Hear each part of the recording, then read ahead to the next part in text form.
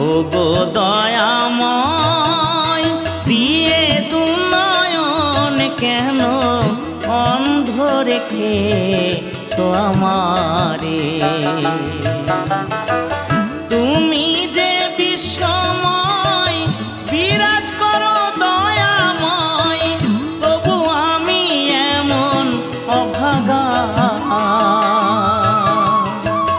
পাই না দেখিতে তোমারে।